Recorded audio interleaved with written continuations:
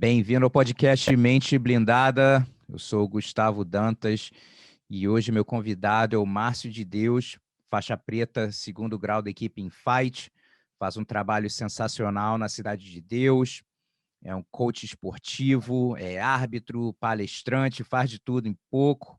Paizão aí para essa galera toda aí da comunidade Cidade de Deus, a galera que treina com você.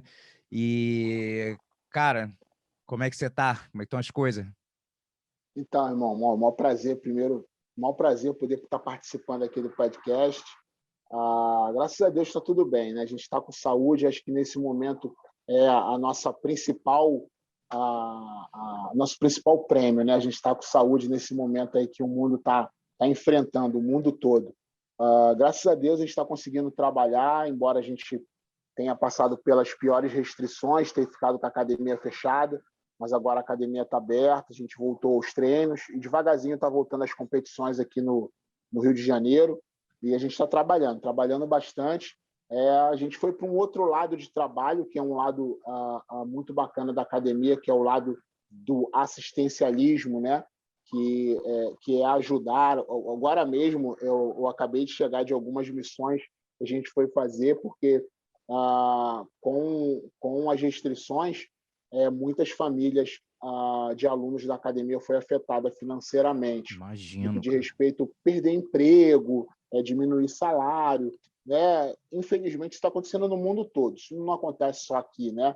Não é uma coisa de vitimismo do local, não. Aconteceu geral, mas graças a Deus a gente conseguiu fazer muitas boas pontes e todos os alunos estão assistidos. Quem está precisando está recebendo suas cestas básicas.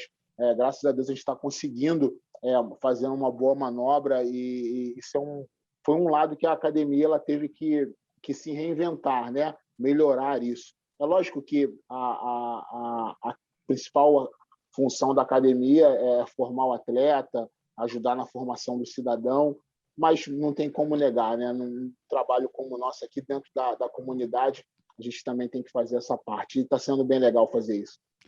E aí, me fala um pouquinho também mais como é que é essa... Começou como um projeto, mas hoje em dia tem a parte social e tem a parte de business também, né? Lógico, porque tem que tocar as coisas, tem que tocar o business. Como é que é hoje em dia essa divisão? Então, Gustavo, a gente mantém o programa social, principalmente para as crianças, tá? E a gente tem o time de alto rendimento, que são os atletas que disputam as principais competições do Brasil e do mundo. E nós criamos alguns horários, que são os horários comerciais, onde são aquelas pessoas que querem aprender jiu-jitsu, querem fazer por hobby, às vezes é um pai, uma mãe que quer entender melhor o jiu-jitsu, quer estar perto, e a gente tem uma mensalidade. É lógico que é uma mensalidade num valor mais barato acessível, do que né? o normal, mais acessível, até porque aqui no Rio de Janeiro eu não posso colocar dentro da Cidade de Deus uma mensalidade igual seria na Barra da Tijuca. Mesmo tendo uma academia arrumadinha, tudo direitinho, a gente procura deixar tudo no padrão, mas não tem como, né? É inviável. Seria um tiro no pé, vamos dizer assim. Mas essa parte comercial ela tem ajudado assim e muito a fazer com que a gente consiga ajudar as crianças da melhor forma e também os atletas de alto rendimento. Então, hoje funciona o negócio, né, o business, e a gente foi também para um outro lado, sabe, Gustavo? Que é o seguinte, que foi aquele lado de trazer conhecimento. Então, hoje legal. a gente, aqui na academia, a gente faz cursos de primeiros socorros, voltado para o tatame, faz cursos para staffs em competição, faz seminários de regras, bota uma série de coisas para poder agregar, né, valores financeiros para a academia poder se sustentar da melhor forma. Fora os eventos, né, que nós fazemos, né? A gente tem o Desafio Warriors, que vai para a 5ª edição agora, com o evento de lutas casadas, tem um circuito regional que a gente criou aqui também, tudo isso para fazer receita para a academia poder sobreviver da melhor forma possível e não penalizar os alunos que, infelizmente, não podem pagar pelo jiu-jitsu. A verdade é quem é praticante, né, os amigos que estão aí, que vão ouvir o nosso podcast, professores, sabe que o jiu-jitsu não é um esporte barato.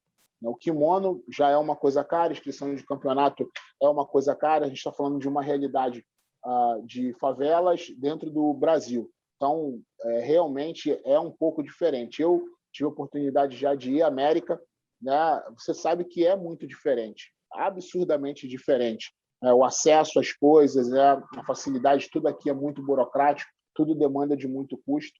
Então, a gente criou essa parte business dentro da academia para que a gente pudesse manter o nosso trabalho da melhor forma. Legal. Eu tava assistindo agora até o podcast do Joe Rogan e ele estava entrevistando o Dan Gable, que é um cara muito famoso de wrestling, foi campeão olímpico, mundial, foi um dos caras mais famosos de wrestling. E aí, no meio da conversa, estavam falando a respeito de como lugares como o Brasil, a diferença dos atletas assim, dos Estados Unidos. Lógico que tem área de periferia nos Estados Unidos também. Lógico que não tem como comparar.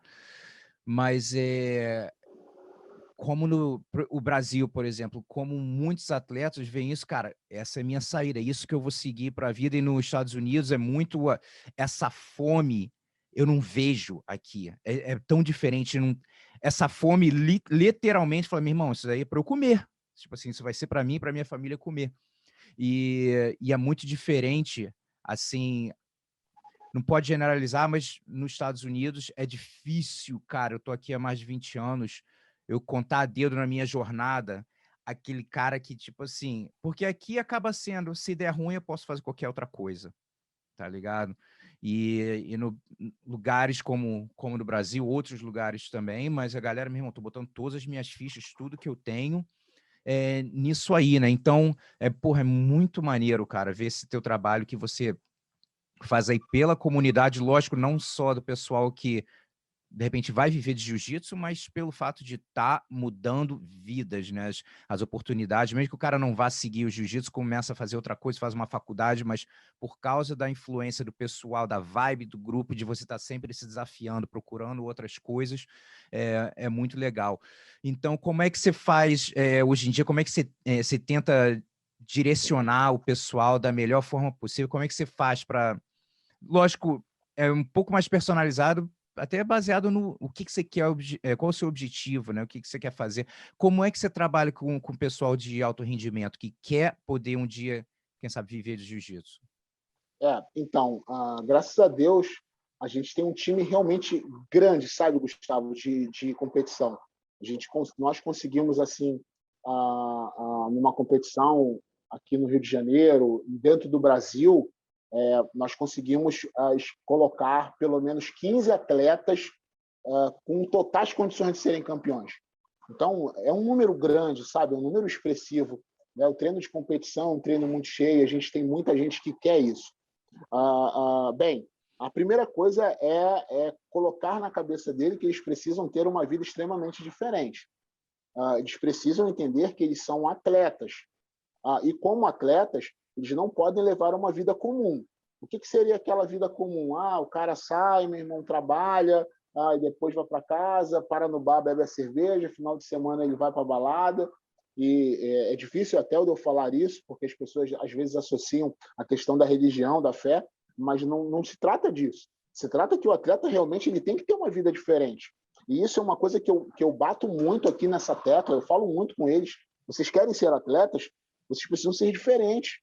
Vocês precisam dormir bem, vocês precisam comer bem, vocês precisam treinar muito, vocês precisam descansar, ter um lazer saudável, não pode ser aquele lazer que vai te atrapalhar, que vai te causar uma confusão.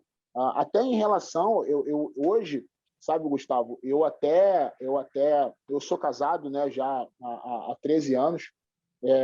A minha esposa, inclusive, ela me ajuda, porque hoje, inclusive, eu trato também dessa questão de relacionamentos, né? Porque a gente tem uma galera na faixa etária ali, saindo da adolescência, né, para a juventude adulta, e isso é uma coisa que você, como professor, como atleta, sabe bem do que eu vou falar. Às vezes o cara muito bom na academia e começa a namorar, e daqui a pouco ele para de ir, ele para de ir, aí daqui a pouco a menina está grávida e não tem jeito. Isso é uma realidade, principalmente na comunidade. Né? Eu tive agora aqui no posto de saúde para fazer o teste de Covid novamente. Cara, tem uma questão aqui que é o planejamento familiar. Cara, absurdo a quantidade de adolescentes, assim, 14, 15, 16 anos grávida. Isso é uma coisa que eu falo com eles. Isso é uma realidade nossa. Vocês não podem cair nisso. Então, eu falo muito às meninas, ó, muita atenção com essa questão de namoro. Os meninos a mesma coisa, porque isso vai influenciar na vida deles como atleta, né? Eles podem aí, meu irmão, de repente estar no auge, a pessoa faixa marrom meu, 19 anos, no auge, no topo, engravida a menina, aí o cara não tem emprego, porque ele vive de jiu-jitsu, vai ter que trabalhar, vai parar de treinar, vai perder um talento e por aí se vai. Então, a primeira coisa que eu falo muito aqui é sobre levar a vida de atleta e levar a sério. Ele não pode querer ser campeão, não. Ele tem que viver como campeão antes de ser campeão. Eu falo muito isso aqui com eles. Hoje mesmo a gente vai ter um papo pela manhã sobre pagar o preço, sobre se esforçar, sobre aquela questão de alinhar bem os relacionamentos, as pessoas que estão ao redor, de fugir da aparência do mal, de comportamento no geral. Eu acho que o comportamento... Você falou uma coisa muito interessante do podcast que você ouviu, né? Talvez aí nos Estados Unidos a gente não vê aquela fome, né? Da pessoa querer, tem muita oportunidade, né? Pô, toda escola aí todo college tem um ginásio enorme. E aqui a gente, para ter ginásio, é uma guerra. Uma guerra. Gustavo, quando você vier aqui no Brasil, quando você for ao Parque Olímpico, irmão, você vai chorar, mas você vai chorar litros. Porque está abandonado, está largado, está quebrado, uma coisa que a gente podia estar usando demais. Enfim, porém, eu vejo algo no americano que a gente não tem, que é a questão da disciplina, aquela questão de ir ao treino, né? Quando eu fico aí nas competições, né, na academia dos amigos, eu vejo o pessoal chegar no horário certinho, sabe, treinar, aquela coisa de botar o kimono e tal, tudo direitinho. E às vezes a gente vê um pouco relaxado, o brasileiro meio relaxado em relação a essa questão. Inclusive, muito brasileiro, quando vai para a América, tem um confronto cultural, né, em relação a isso. Então, a gente tem muita fome, tem muita garra, mas eu acho que o comportamento dos atletas, num contexto geral, até em relação à rede social, eu converso, a gente tem trocou muita ideia agora no último campeonato com o Vitor Freitas, né, nosso amigo em comum, nosso parceiro, sobre o trash talk, né, aquela coisa antes do evento e tal. Isso é legal, beleza. Mas a gente está vendo muita gente indo aos extremos. Com certeza. Né? Então, assim, eu falo muito com eles sobre isso, sobre ser atleta. Independente de ser atleta amador, de morar na comunidade, de ser negro, louro, seja da cor que for, da religião que for, tem que levar a vida de atleta. Tem que mudar o comportamento. Tem que botar na cabeça, não, caramba, eu não posso dormir tarde. Não, eu não posso encher minha cara de álcool porque eu sou atleta. Então, esse confronto é uma coisa diária na minha academia, é uma coisa que a gente bate muito no atleta. Então, acho que esse é o principal ponto, a questão da mudança do comportamento. E a técnica, né, a gente vai desenvolvendo nos treinos, vai buscando novos recursos e a coisa vai fluindo. Legal. E como é que começou o projeto, a ideia do projeto? Como é que começou? Quando foi também, ano? Fala um pouco mais a respeito aí, pessoal. Então,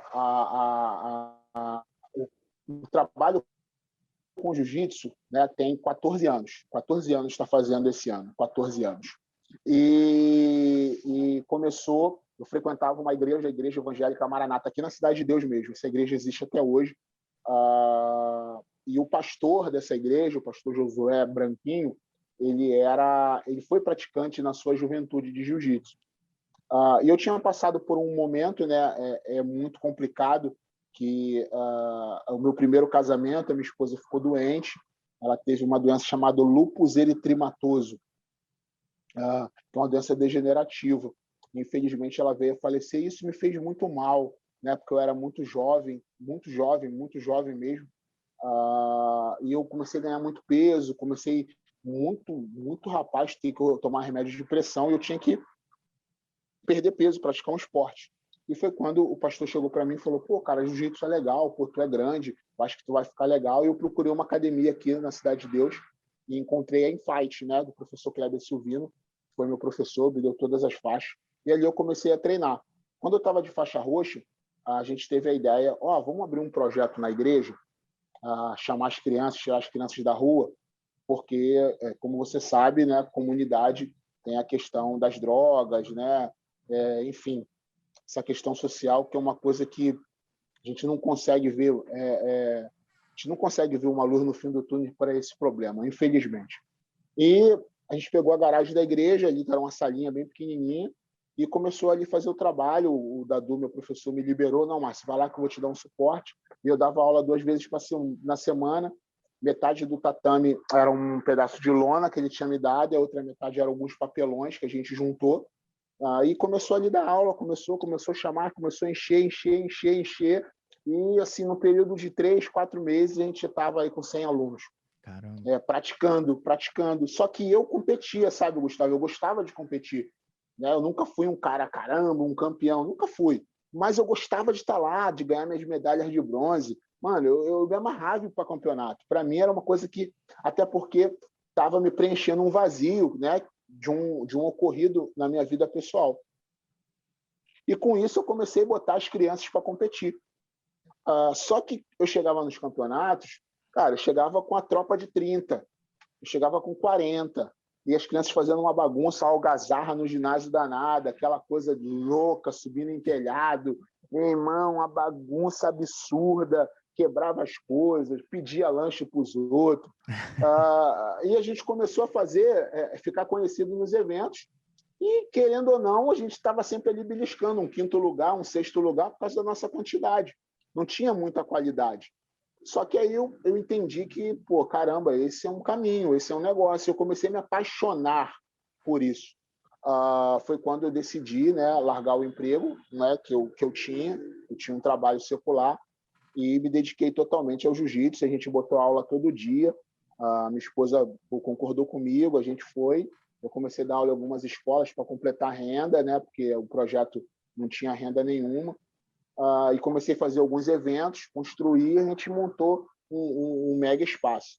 Há 3 anos atrás, eu me desliguei da igreja, né? Me desliguei do projeto, porque eu queria ter um espaço próprio, né? meu, onde eu pudesse trabalhar com as minhas ideias, porque, querendo ou não, estava ligado a uma instituição religiosa, né? E tudo mais. Mas, graças a Deus, o projeto ele continua lá da mesma forma. Né? Continua sendo uma filial da Infight, o pastor toca lá, tem pessoas dando aula, então a coisa foi extremamente muito amigável, só que o pastor entendeu e eu entendi que eu precisava de um espaço próprio, que eu precisava de outras aspirações, eu tinha outras ideias, né? Principalmente essa questão de cursos e tudo mais, e me dedicar mais à questão da galera do alto rendimento. E foi isso que aconteceu, foi quando nasceu a TMD House, e eu continuei com o programa social, né, que é o programa TMD, que a gente atende aí a galera. E hoje a gente tem um time muito grande, muito forte. Atualmente, aqui no Rio de Janeiro, os 2 eventos regionais que teve, né, da Federação Regional aqui, nós fomos campeões na categoria das crianças, porque tem muita criança, e, graças a Deus, o alto rendimento está dando certo. Né? A gente tem hoje... eu estava até vendo os vídeos antigos hoje, né? A Gabi Peçanha, que é uma das melhores faixas pretas do mundo, uma atleta que treina com a gente desde a faixa branca, desde o iniciozinho. A gente tem o Vitor Lima, que é um faixa preta formado pela gente, que está na Califórnia e abriu a nossa academia aí, né? Ele está dando aula lá na Califórnia. Irado. Depois de 2 anos na correria, dormindo no tatame. Hoje ele tem um espaçozinho que ele alugou, está dando aula. Então, outros alunos meus espalharam. Então, a gente tem aqui no Rio de Janeiro, eu abri 6 academias aqui no Rio de Janeiro, de alunos meus formados por mim que dão aula. Então, no último campeonato interno, a gente reuniu 275 alunos, Caramba. Só nosso. Então, a gente realmente está com um time bem grande, só que quanto maior a responsabilidade, né, Gustavo? A responsabilidade não só do jiu-jitsu, né? Porque eu entendo que o professor de jiu-jitsu ele é um educador. ele é um sensei, né? Em São Paulo o pessoal usa muito esse termo, né? Sensei. Eu acho bem interessante. E quando você vê aí, por exemplo, Karate Kid, né? Os filmes de esporte que falam de treinadores, como é importante o papel do treinador na vida de uma pessoa. Pode mudar o rumo de uma pessoa, Um né? mentor, né? Um mentor, exatamente. Então, a nossa responsabilidade ela aumenta a cada dia. E a gente tem buscado ferramentas, né, para poder trabalhar com o pessoal, manter o pessoal na linha, manter o pessoal com a cabeça saudável, longe dos maus caminhos. Mas é muito gratificante ver os meninos crescendo, casando, formando família, o pessoal fazendo faculdade, o pessoal se formando na carreira militar, outros atletas. Alguns alunos meus agora começaram a arbitrar também, estão arbitrando aqui regionalmente. Então, eu olho com isso com muito orgulho, com muita satisfação, porque está dando certo, né? Dá muito trabalho. Você vê, hoje é um feriadão, sexta-feira, e a gente está aqui trabalhando. A gente já trabalhou hoje já o dia todo com jiu-jitsu e a gente continua trabalhando. Tem uma coisa que é muito interessante. Eu recebo muitas mensagens no meu Instagram, né, as pessoas perguntando, pô, como é que faz? Pô, caramba, essa semana saiu uma matéria numa revista local aqui, a Tatame, falando do nosso desempenho no Rio Open. Pô, mas como é que é isso? Pô, como é que tu tem essa academia e tal? E parece às vezes que as pessoas, sabe, Gustavo, que estão do lado de fora, a galera que está ouvindo aí o podcast, é muito trabalho. É muito trabalho. É muito trabalho mesmo, assim. Ele é jiu-jitsu 24 horas por dia. Não tem, a gente não consegue desassociar o tempo de lazer, estar com a família, vendo um filme em casa, né? E daqui a pouco já tem um outro trabalho, tem alguma coisa para fazer. Então, eu creio muito que os bons resultados são fruto de muito trabalho. É lógico, um trabalho direcionado, um trabalho planejado, mas tem que ter muito trabalho, tem que ter muito esforço. E você falou, né, é muito trabalho e é muito desgastante emocionalmente também, porque você acaba, né, você se envolve com problema de aluno, essas coisas, daqui a pouco tu vai dormir mais tarde, porque tá com aquela coisa na cabeça, o que eu tenho que fazer. E você falou a respeito de procurar ferramentas, né? No caso, você começar a ler ou fazer um curso. Quando que você começou a meio que se interessar? Porque eu lembro quando eu comecei também a ficar um pouco mais curioso a respeito de livro, né? Você, pô, deixa eu aprender um pouco mais. Como é que foi essa transição para você de começar a se interessar? Porque quando eu era mais novo, né, eu estava na escola, eu não lia um livro que eu não fosse obrigado a ler, né? Falar um livro, porra, livro? Pô, peraí, né? Era aquele mesmo. Então, só quando você vai ficando, nem todo mundo, né? Mas às vezes você vai ficando um pouco mais velho e que você vê, caramba, peraí, eu tenho que me informar, eu tenho que, né, dar uma reavaliada aqui. Então, como é que apareceu, assim, essa curiosidade de crescimento intelectual e emocional para você? Exatamente com o crescimento do trabalho. Nós começamos a lidar, né? Eu falo assim com muita liberdade, que eu sei que, com certeza, você já passou por isso várias vezes. O aluno chega para você, pô, mestre, quero falar contigo depois do treino. Aí você, beleza, tranquilo. Aí tu tá dando aula, na tua cabeça tu acha o quê? Pô, o cara quer ver uma posição, quer se inscrever no campeonato, quer comprar um kimono, enfim. Aí o cara vai, senta na tua frente, começa a chorar, pô, tô me separando da minha mulher. Pô, então calma aí, eu sou professor de jiu-jitsu, mas nós somos a figura. É por isso que hoje eu entendo que não é só dar aula, né? Eu entendo o pessoal que trabalha só com business, eu entendo, respeito, tanto que eu tenho buscado adquirir conhecimento sobre essa área também. Mas a gente é um professor da vida, não tem jeito, passa a ser referência.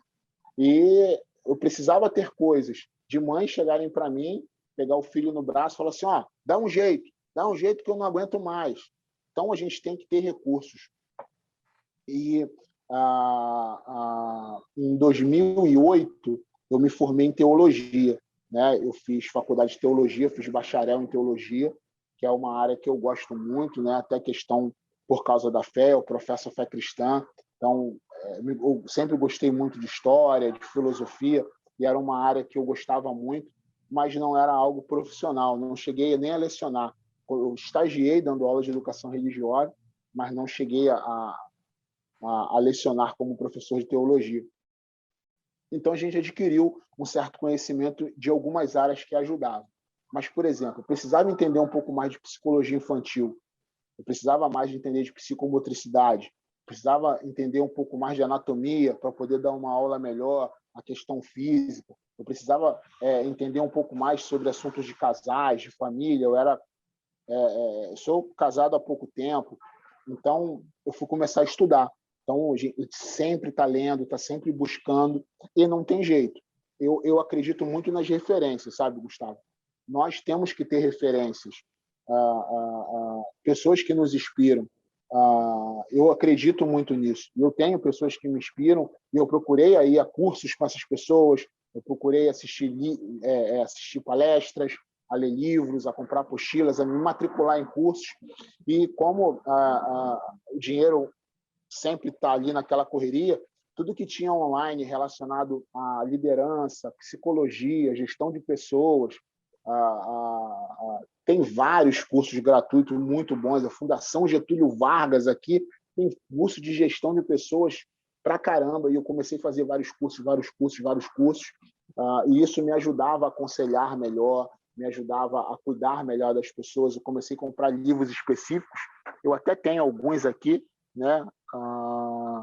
Esse aqui é muito bom, fica até uma indicação aqui para os nossos amigos, que são as 20 regras de ouro para educar filhos e alunos.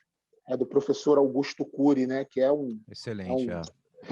Esse livro aqui é incrível, ele me ajudou, e está sempre aqui na cabeceira do meu escritório, porque eu sempre tenho alguma referência, alguma coisa.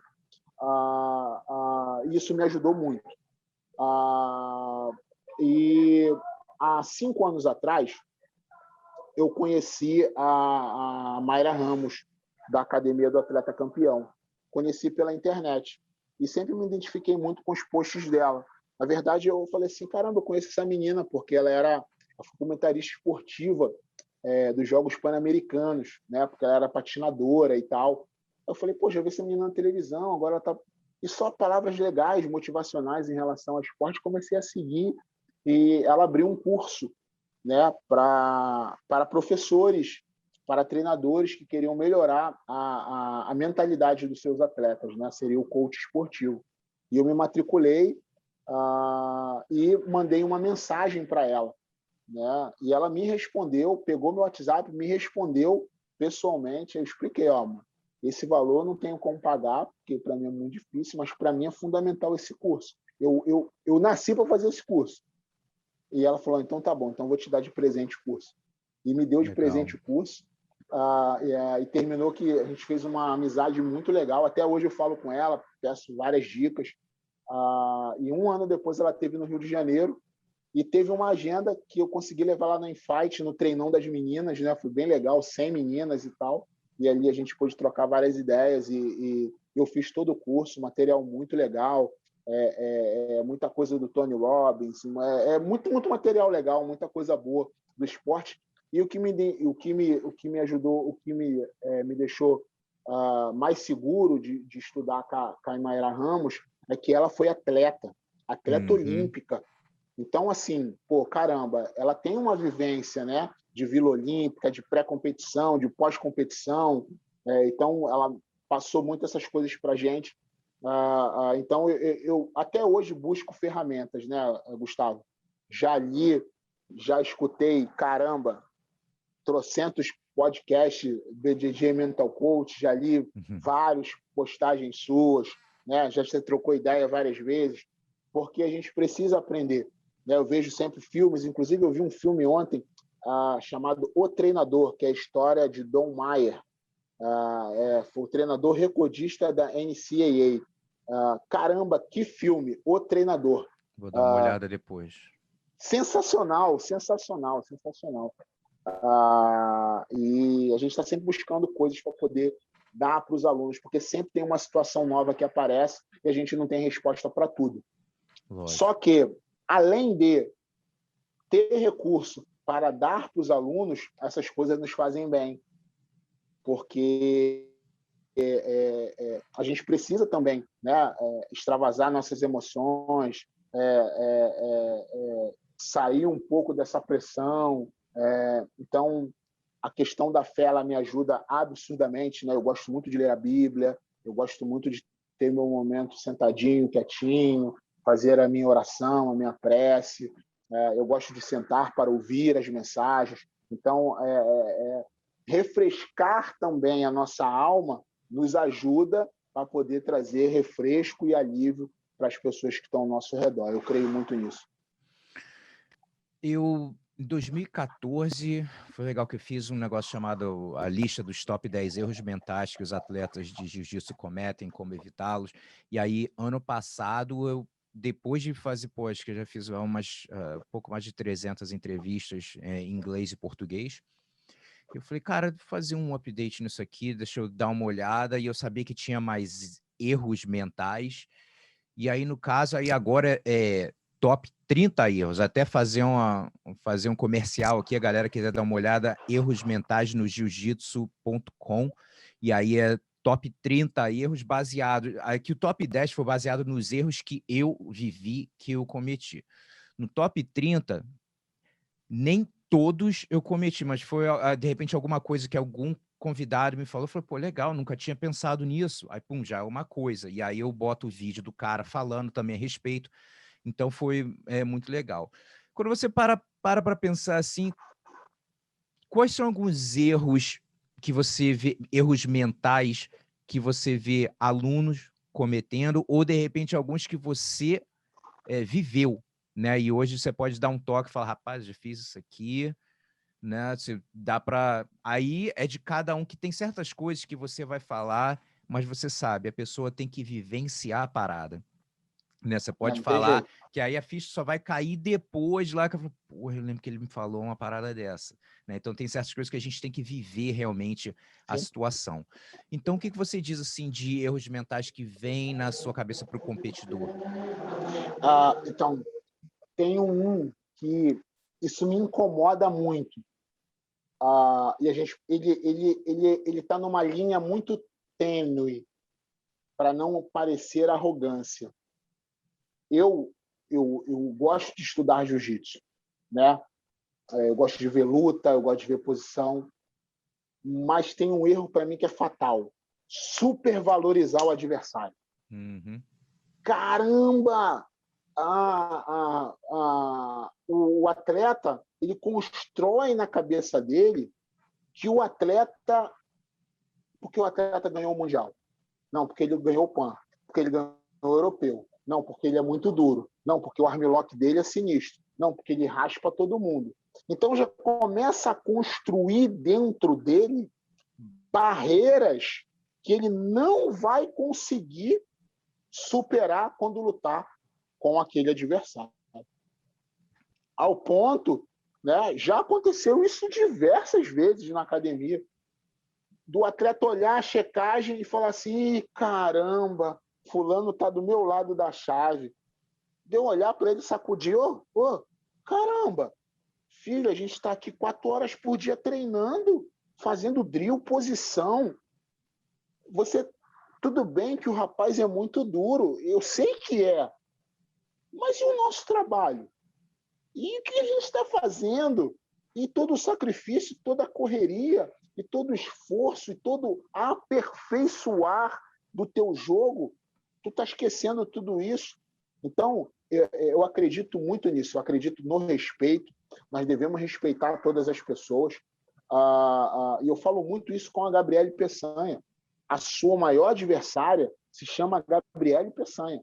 Uhum. Quem estiver lá do outro lado, beleza, mas você tem que... A sua performance nessa luta, ela tem que ser melhor do que a performance da luta passada.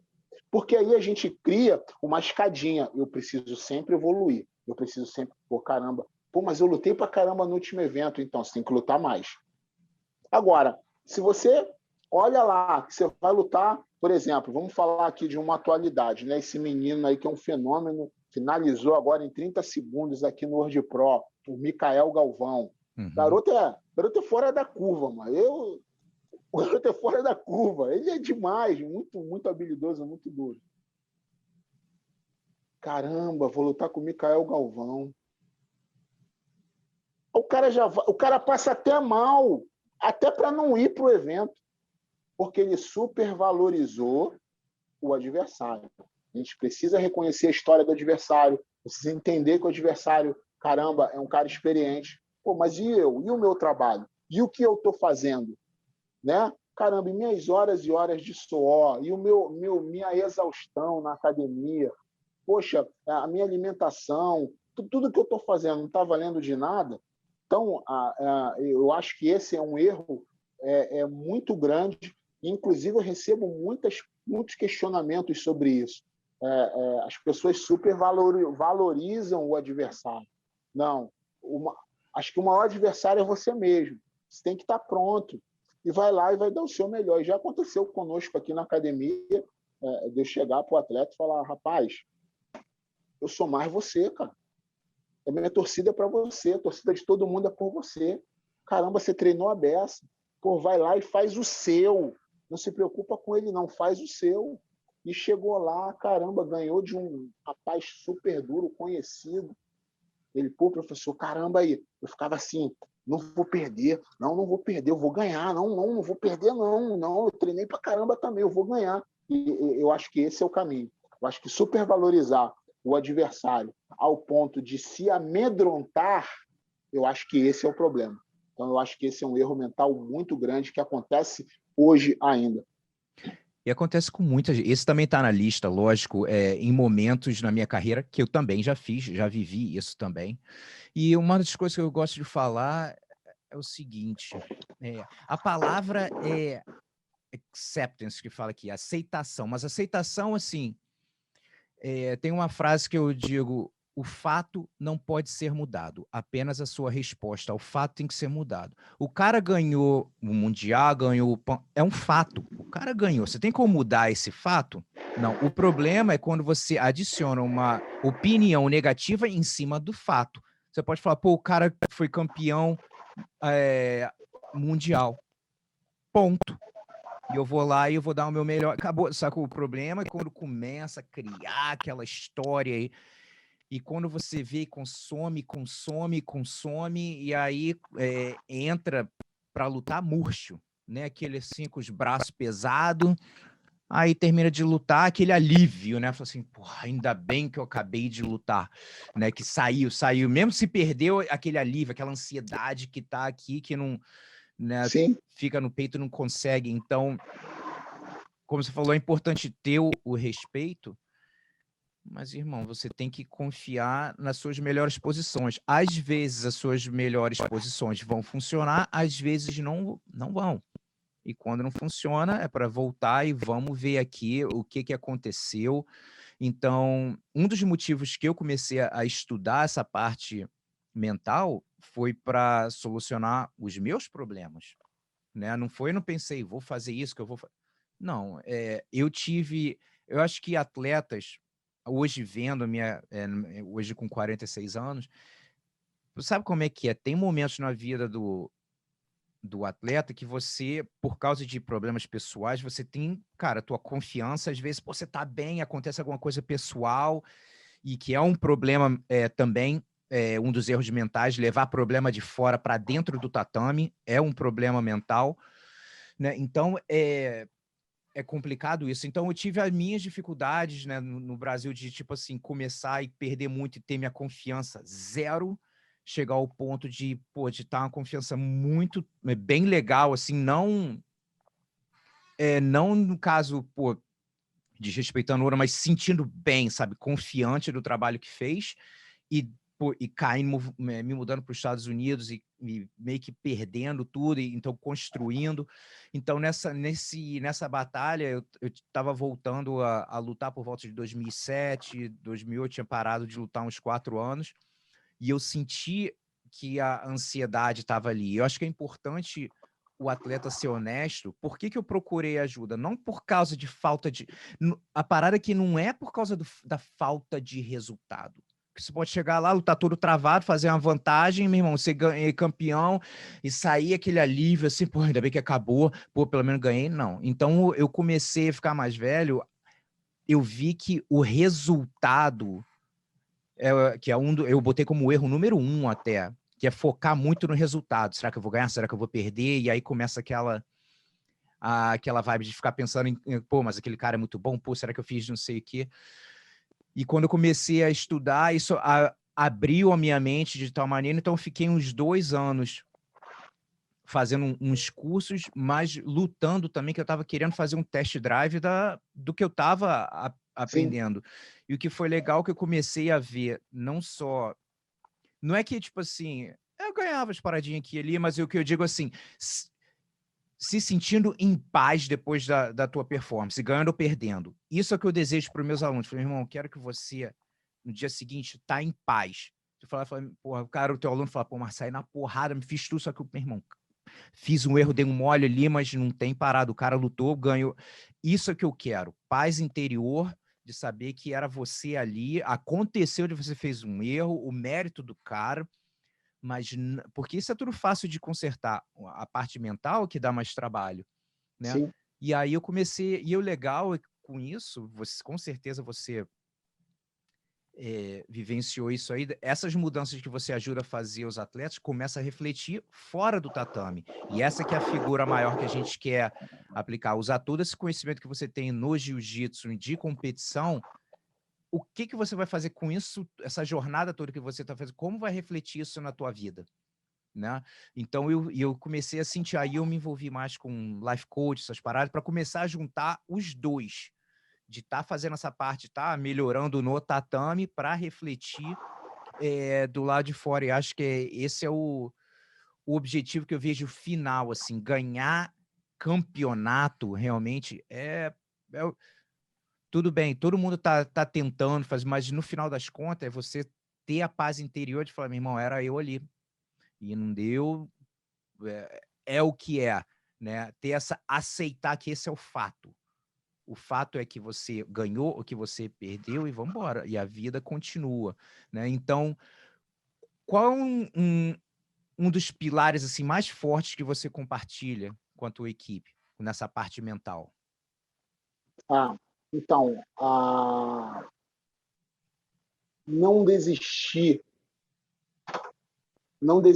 porque quando um atleta perde, a gente passou agora, eu passei recente por isso agora, num evento que teve, até aqui no Espírito Santo, em Guarapari, um aluno, ele estava muito bem, a confiança, sabe, muito lá no alto, tecnicamente, caramba, o moleque estava voando, voando. E ele foi para o evento e ele, sabe, tomou uma baiana de Turma Kids, faixa branca, tomou uma baiana e ele faixa marrom, sabe? Cara, ele saiu assim, quando ele saiu do tatame, era nítido assim, que ele falou, caramba, eu sou um lixo, caramba, e não sei o quê. E eu estava trabalhando no evento, aí foi a hora do meu almoço, eu chamei ele, falei, cara, não, você não pode desistir do teu sonho. Não é um resultado ruim que vai definir o resultado final. Os resultados, eles se somam. Você perdeu agora, você vai ganhar depois. Pô, filho, vai lá no pódio pegar... Não queria nem pegar medalha. Falei, vai lá pegar tua medalha. Pô, faz o seguinte, se inscreve no absoluto. Ele, pô, mestre, cara, tu vê essa luta aí, como é que eu perdi, como é que eu vou entrar no absoluto? Falei, vai no absoluto, pô. Pô, relaxa, cabeça boa. Aí eu comecei a trabalhar, falei, pô, olha o momento que a gente está vivendo de pandemia, pô, a gente está aqui com saúde, lutando. Pô, cabeça boa, filho, vamos lá, não desiste não. Tu não veio aqui para ser campeão? Existe uma chance ainda de ser campeão. Se existe a chance, vamos buscar ela. O moleque foi lá, se inscreveu no absoluto. E daqui a pouco eu vi ele rindo na arquibancada, sabe? Com uma vibe melhor e tal.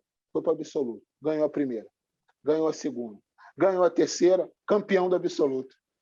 Aí ele, pô, mestre, caramba, ainda bem que tu falou para mim para não desistir, porque eu já queria ir embora e tal. Eu falei, cara, então, tinha chance. Enquanto houver a chance, existe a possibilidade.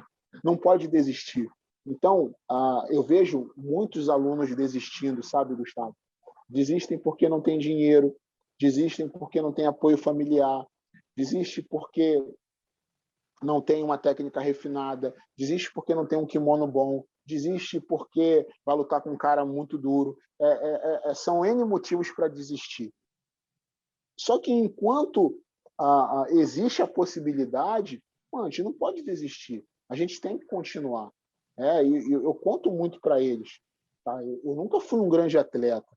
Pelo contrário, eu ouvi que eu não levava jeito, eu ouvi que eu tinha que parar, que isso não era para mim. E hoje, graças a Deus, sou professor de uma equipe grande, já arbitrei os principais eventos do mundo, já viajei para caramba, consigo dar educação para os meus filhos. Por quê? Porque eu não desisti. Então, não desistir na trajetória é fundamental. Então, essa é uma tônica, né? Eu até tenho uma placa aqui na saída da academia que descanse, mas não desista. Você pode parar, estou cansado, estou com um problema e tal, dá uma parada, reflete e tal, o que a gente tem que fazer, mas não desiste, não pode parar. Não parar é fundamental. Quem para, perde o direito de ganhar. A partir do momento que você parou, você perdeu o direito. Você não tem mais o direito de ganhar. Você não tem nem o que fazer. Você parou, você desistiu, né? Então, não parar é fundamental.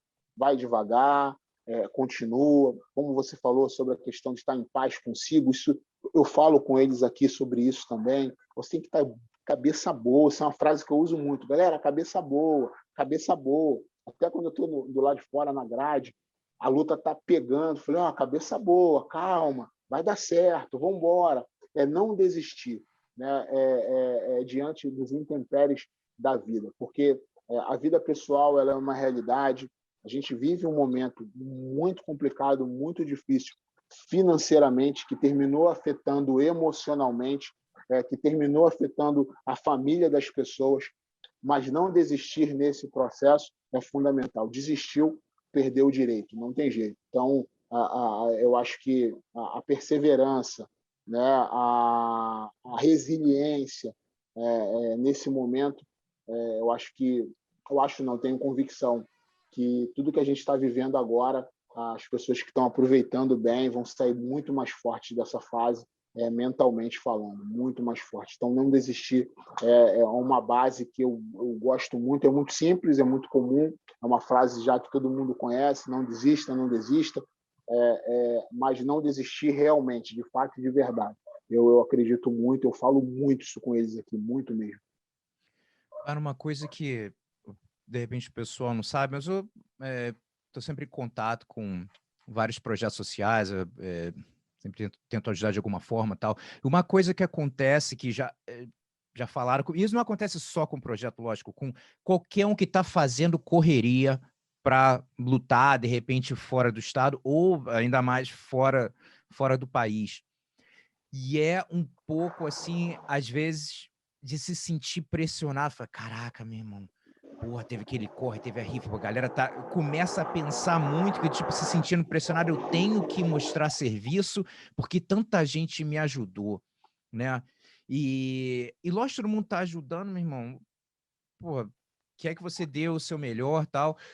Como você conversa, assim, com os seus alunos, alguns que se sentem um pouco naquela, pô, não quero desapontar, é um dos erros principais também, o medo de desapontar os outros.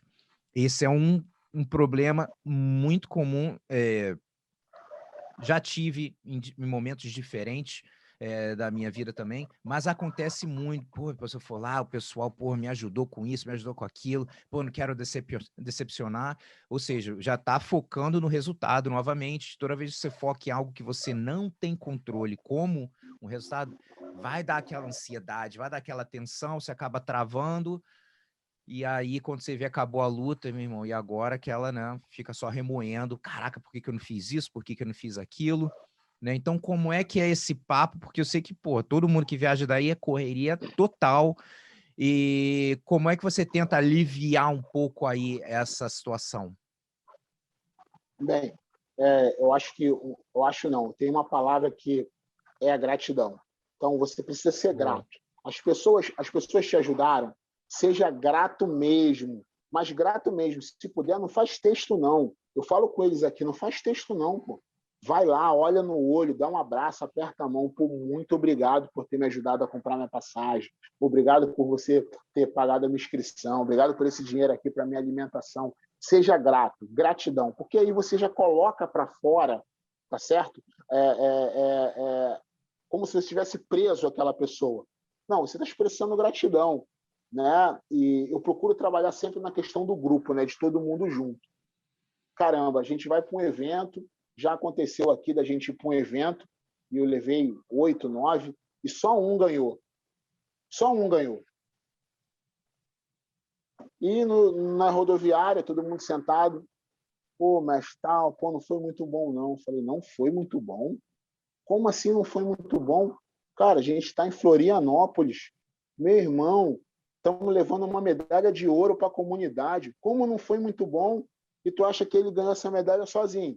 Ele treinou sozinho lá na academia, dando pirueta lá sozinho. Foi vocês que treinaram, pô. Quando um ganha, todo mundo ganha. Tá todo mundo chateado, beleza, mas ele ganhou. Então vamos se alegrar porque ele ganhou. Então, assim, agradecer por tudo que está acontecendo, sabe, Gustavo? Agradecer pelo momento de estar dentro do avião, posta foto, curte o momento. Eu falo muito sobre isso, sabe? Sobre curtir o momento. Eu falo muito para a Gabi, porque a Gabi já foi a lugares que eu não fui, né? Rússia, Japão. Eu falo muito, filha, tu tem que comer as comidas do local, pô. Não adianta tu, vou comer McDonald's. Não, pô. Come comida russa, come comida japonesa, curte o momento. Então, esse último Pan Kids que teve, né, que foi 2020, minhas crianças curtiram ainda, né? Eles tiraram muita onda aqui na academia. Caramba, só a gente viajou em 2020 e tal. Porque quando eles voltaram, começou a restrições. E eu deixei eles foi um resultado muito positivo, mas isso eu deixei muito, muito bacana na cabeça deles. Galera, tem que curtir a viagem. Pô, faz história, brinca no avião, tira foto, façam brincadeiras, andem pela rua e tal. E eles aprontaram, zoaram pra caramba. E terminou que o campeonato, sabe, Gustavo, ficou leve. Todo mundo se divertiu. O mestre Rogério Poggio, né, que é o nosso líder aqui da Infight Brasil, ele fala muito isso, que o campeonato de jiu-jitsu é como um parque de diversões. Você tem que se divertir, cara, tem que ser gostoso, tem que ser prazeroso, tem que sair de lá, pô, caramba, que maneiro, eu quero ir de... Sabe aquela montanha-russa que tu sai, tu quer ir de novo? O campeonato de jiu-jitsu tem que ser assim, ele fala muito isso, é uma frase dele que ele usa muito com a gente, e o mestre Rogério teve um campeonato brasileiro que ele me ensinou isso na prática. Porque agora o campeonato brasileiro aqui é dividido, né? Kids e adultos. E fazem dias diferentes e tal. No dia do Kids, eu vou com ônibus daqui da Cidade de Deus e tal. E o mestre Rogério foi, cara. Cara, tu não tem noção. Ele levou apitos. Gustavo, a bandeira, ele sacudia a bandeira, apitava, meu irmão zoava pra caramba, jogava as crianças pro alto. Aí eu olhava, cara, aquele cara ali, meu irmão, quase 50 anos, sabe, curtindo. Eu falei, cara, eu tô aqui morto, exausto, passando mal, tomar chá de camomila. Falei, caramba, esse é o caminho. Então, eu acho que curtir a viagem, ser grato, se alegrar com a vitória dos amigos, tudo isso vai deixar a viagem mais leve, vai tirar essa pressão, né, esse peso de responsabilidade. Claro, vamos para ganhar, vamos para medalhar, claro, mas a verdade nem sempre vai dar, não tem jeito. Tem alguém nesse exato momento, Gustavo, treinando. A gente está aqui conversando, tem alguém treinando, tem alguém inventando alguma coisa. Então não tem jeito. Então essa metodologia de tentar deixar a viagem mais leve, né? Porque não sei se para mim é mais fácil, porque eu sempre viajo com eles, né? Raramente, não acontece deles irem sozinhos, eu sempre estou junto. Então, a gente deixar a viagem o mais tranquila, sabe? O mais bacana possível, eu acho que isso ajuda muito a tirar essa pressão. Quando eles vão ficando maiores, eu acho que isso vai melhorando. Eu acho que está muito. Aconteceu muito aqui com os adolescentes, com os juvenis. Conforme você vai crescendo, né, e muitos já começam a ter recurso próprio, a galera trabalha aqui muito de staff, vai juntando dinheiro, vai fazendo as economias, fazem as rifas, então essa pressão ela sai. Mas, contudo, a lição é: sejam gratos e curtam a viagem. Faça desse momento um momento inesquecível na vida de vocês. 100%, porque eu gosto de falar isso até para as pessoas pensarem, galera que está escutando aí. Na área de aquecimento aqui, pô, rola aquela adrenalina, né? Aquele momento ali que eu gosto de falar, o passageiro obscuro, a voz negativa começa a querer atacar, você tem que estar ligado para bloquear e focar ali na missão. Mas eu recomendo também, eu sempre falo a palavra gratidão, porque foi quando você sentir, meu irmão, aquela parada subindo aqui, aquela ansiedade, você fala obrigado, porque, cara, eu treino há muito tempo, eu comecei a dar aula de faixa roxa em 1995, em Vila Isabel, e quantas mil pessoas eu já vi começar e parar de treinar jiu-jitsu, mas às vezes parar porque, irmão, correria da vida, o que for. Então, quando você estiver ali na área de aquecimento, independente se é um campeonato grande, se é um campeonato pequeno, agradece, porque quantas mil pessoas, milhares de pessoas adorariam estar na sua posição. Mesmo um campeonato de fundo de quintal, que é pequenininho, com certeza, porque tem muita gente em casa que de repente vê alguma coisa no YouTube, ou vê assim, pô, cara, me amarrava em competir, me amarrava em treinar, quem dera eu pudesse treinar novamente, quem dera eu pudesse lutar novamente, ou de repente alguém tá indo fora do país, porra, quem dera eu pudesse ter um visto, ter um dinheiro, ou não tiver lesionado. Então, quando você tá ali na área de aquecimento, é um momento de realmente você tá feliz, falar, meu irmão, olha onde eu tô lutando, quantas pessoas não gostariam de estar aqui nessa situação, e você, como você falou, ficar o mais leve possível para tentar, literalmente, deixa eu tentar usar minhas melhores posições aqui, deixa eu ver se elas vão entrar, e confiar que elas vão entrar. Isso é muito, lógico, muito treino, preparação, mas eu sempre falo, confia nas suas posições mais fortes. Todo mundo tem a sua posição mais forte, que se der mole, independente do peso, cara, pô, meu irmão, se cair aqui, eu consigo me ajeitar, dá para fazer uma graça. Confia nela. E, dependendo do campeonato, às vezes, uma das coisas também, Márcio, que foi um dos erros psicológicos muito grandes que eu cometi, e, para dizer a verdade, tendo a oportunidade de trabalhar também com vários lutadores top também, que passaram por essa dificuldade, é uma coisa normal, que é um pouco o medo de errar. O medo de errar, às vezes, de arriscar alguma coisa na luta, porque, por exemplo, na minha experiência era assim, enquanto o meu jogo tá batendo, né, enquanto as coisas estão fluindo, tá conseguindo escutar, não? Tá. Enquanto as coisas estão fluindo, tá, beleza. O problema é quando, tipo assim, o teu jogo não tá batendo, as posições não estão entrando e o tempo tá passando. Daqui a pouco falta 2 minutos, e aí eu gosto de falar, né, até a música, Should I Stay or Should I Go? Ou vou, ou eu fico. Ou eu fico aqui, continuo insistindo no jogo, às vezes dá certo, no finalzinho, pô, faltou 10 segundos pro raspo, show. Ou você vai fazer outra coisa. Então, ali é o momento de decisão. O que eu vou fazer? Eu vou para um plano B, eu vou ficar aqui. Então, o que acontece? Quando você acaba ficando, não, vou ficar aqui. Quando acontece, show, pô, consegui raspar. Quando não acontece, aí vem outro erro psicológico, que é o ficar remoendo um fato. Porra, por que eu não fiz? Por que não aquilo? Não sei o quê. Então, eu vou te falar, todas as vezes que eu arrisquei, nem todas deu certo, mas todas as vezes eu fiquei com paz interior. Porque eu não vou ficar, porra, deveria... Não, meu irmão, fiz, deu errado, mas pelo menos eu fiz. Sacou? Não vou ficar, porra, não sei o quê. Então não pode ficar também lamentando. Assume a responsabilidade. O que acontece? Acaba num 0-0, você escolheu não sair da tua zona de conforto, aí levanta o braço do cara, aí ele começa a xingar, pô, mas o cara fez mal. Você escolheu ficar naquela situação, você não quis mudar de jogo, você estava fazendo uma aranha, de repente um plano B que você tinha era uma Bela Riva ou o que for, você escolheu ficar ali. A culpa é do árbitro? Né? Tipo assim, então você escolheu ficar ali.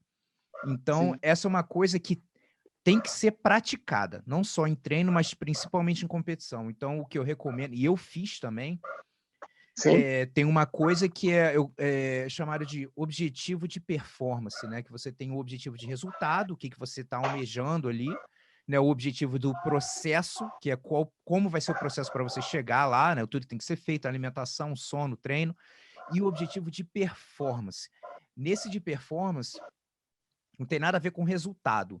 É tipo assim, de repente, você que está assistindo em casa, você tem uma posição que você faz muito bem, só que você ainda não usou no campeonato, ou porque não caiu nela, ou porque faltou confiança para usar. Às vezes tu tá ali, não vou, que pode dar ruim, se der ruim o cara vai passar, se passar eu vou perder, se perder eu vou desapontar. Então começa aquela bola de neve. Então minha recomendação é, falar assim, cara, se tem posição que você tá fazendo bem na academia, bota uma listinha de algumas situações que se cair ali eu vou arriscar, né? Então teve campeonatos que eu consegui lutar, que eu botei minha listazinha, lógico, algumas situações não aconteceram, mas acabou acontecendo uma situação que eu pratiquei pra caramba, já fazia bem na academia, nunca tinha feito mesmo no campeonato. Cara, quando terminou, eu tava mais feliz que eu fiz a posição do que eu ganhei o campeonato. Tá ligado? Apesar de, eu digo assim, até porque estando mais velho, você começa a ficar mais velho, só ganhar sem ter uma performance legal, depende, as pessoas têm visões diferentes com isso, mas eu, como fui ficando mais velho, falei, pô, quero poder lutar bem. Quero só poder amarrar e, pô, ganhei. Tem um momento de amarrar? Com certeza. Tem que usar a estratégia, certo? Tudo bem. Mas eu acho que é tão gratificante quando você sai da sua zona de conforto, você sente aquela ansiedade de medo, fala, meu irmão, vou de qualquer maneira.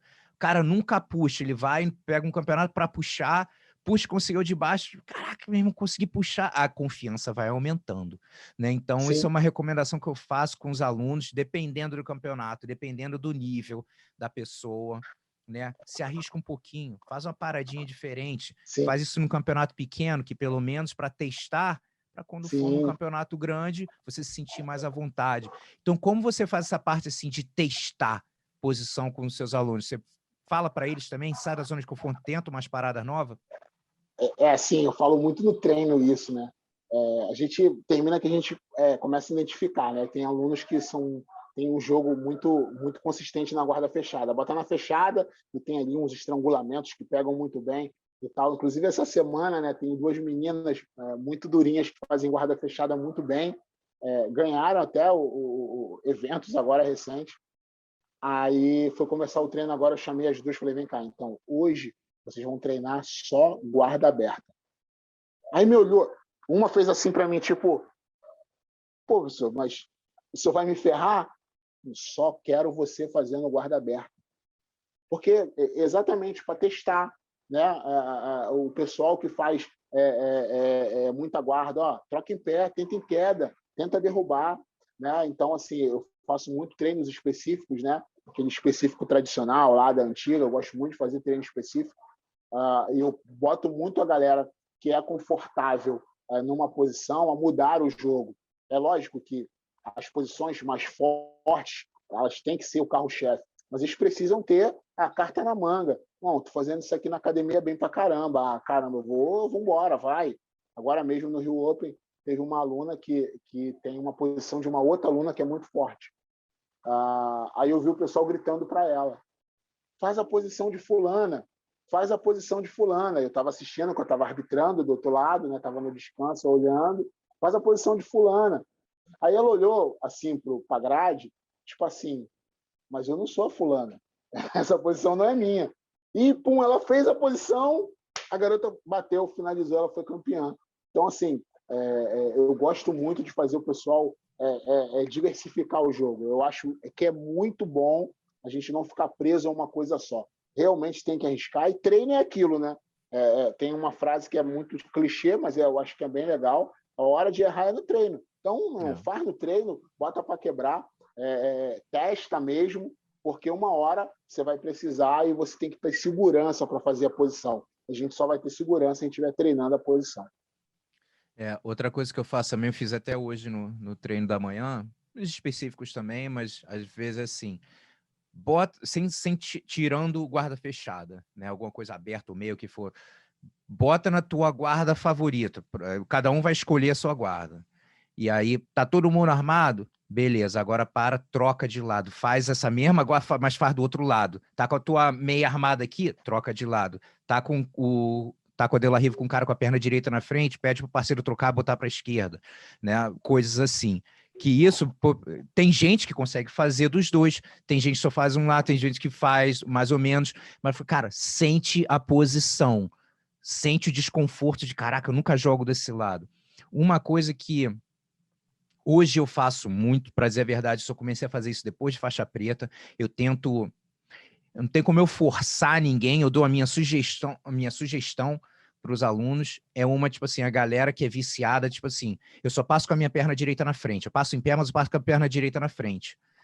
E você acaba ficando limitando, e você só quer ficar bombardeando um lado, fala, cara, começa a botar a outra perna na frente. Pô, não me sinto confortável, mas é por isso que a gente vai fazer, para sentir, assim que você começa a poder ficar móvel para os dois lados, você começa a ficar muito mais perigoso. Então, sim, eu tive que começar a me forçar, sem botar a perna direita na frente, sempre ficar esquerda, esquerda, esquerda. Lógico que eu ainda faço a direita melhor, mas eu me sinto bem com a esquerda e, às vezes, é importante você ler o jogo do cara, o cara cai bem, ele fica ali.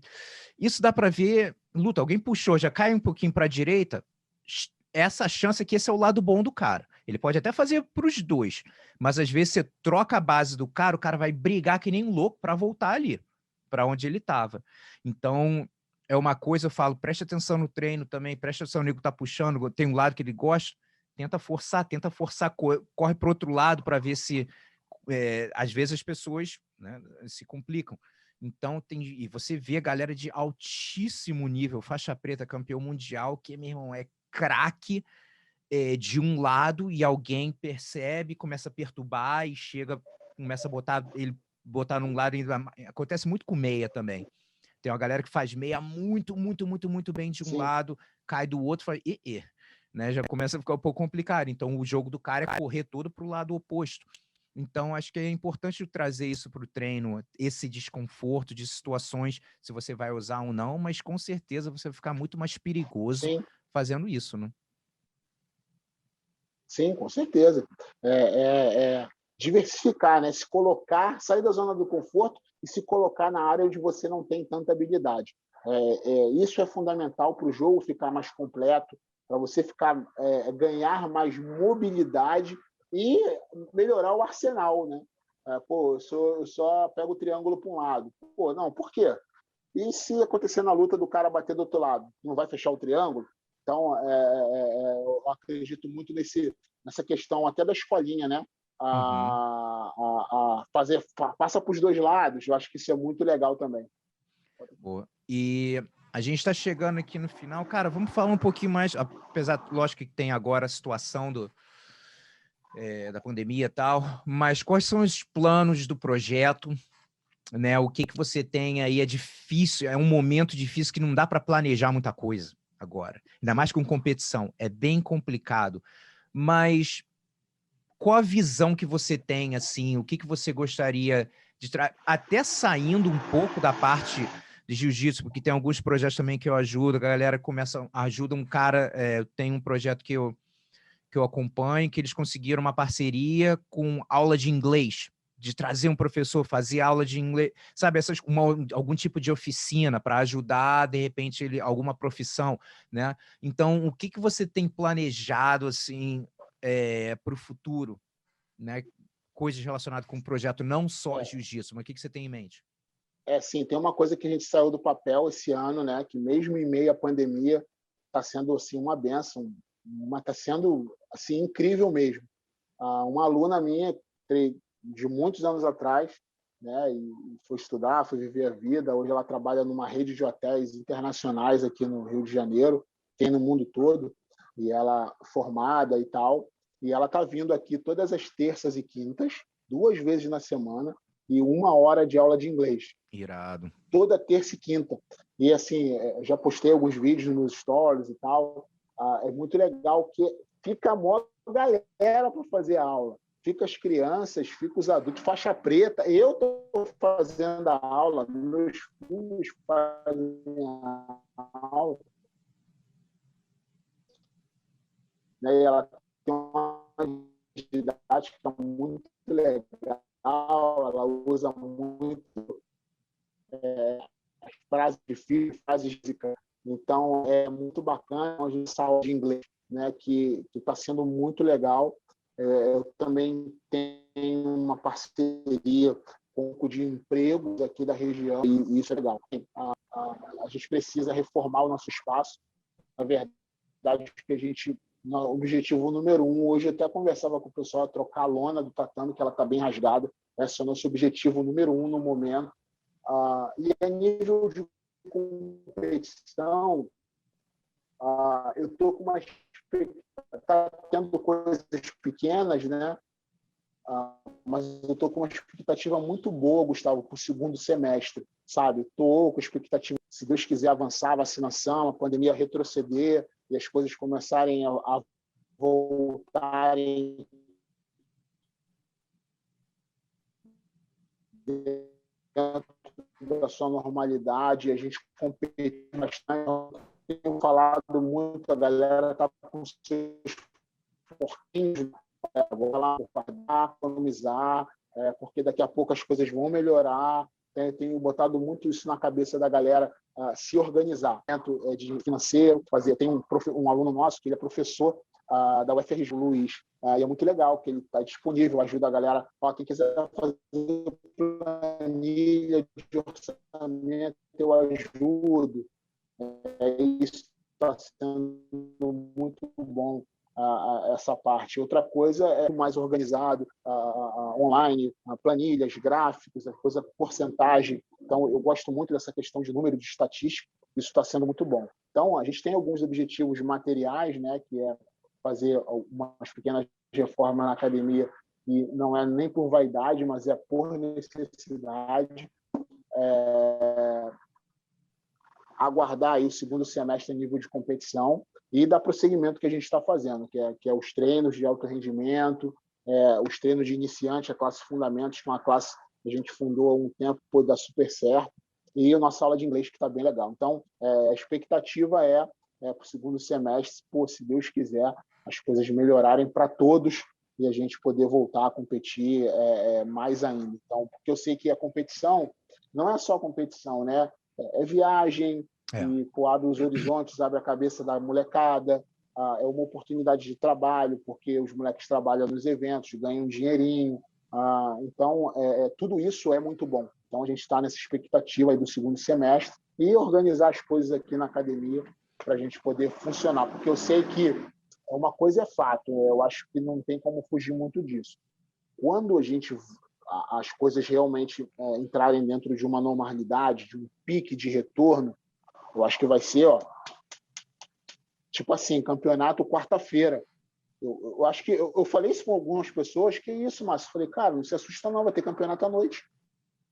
Porque, meu irmão, o jiu-jitsu está explodindo. Teve um campeonato agora que o organizador teve que, mesmo com a pandemia, o cara limitou as inscrições porque deu 1.000 inscritos em uma semana. Todo mundo quer lutar, todo mundo quer botar para fora tudo isso que está vivendo, né? Então, eu acredito que vai vir muito trabalho pela frente e a gente tem que estar preparado para isso. Irado.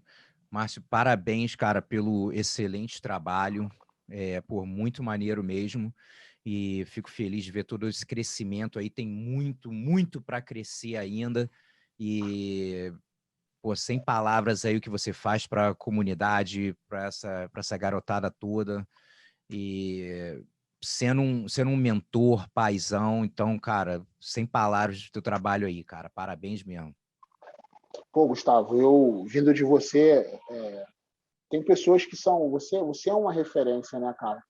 É um cara que graças a Deus conseguiu mudar de país, tem a sua vida com a sua família, né? Eu sempre acompanho aí as fotos, principalmente com seu filho, né, que é que você posta mais.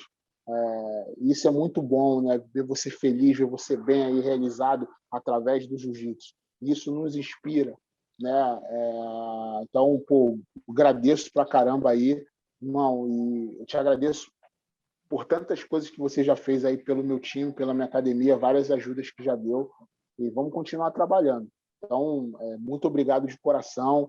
Eu espero que a galera curta esse podcast, né? Manda para os amigos, para a galera poder ouvir, porque tem muito assunto bacana aí. Obrigado de coração.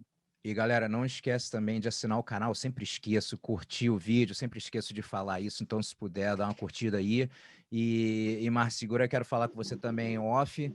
E, galera, tamo junto. Tiver alguma sugestão de tópico, de convidado, manda mensagem aí. Tamo junto. Valeu? Abração. Os...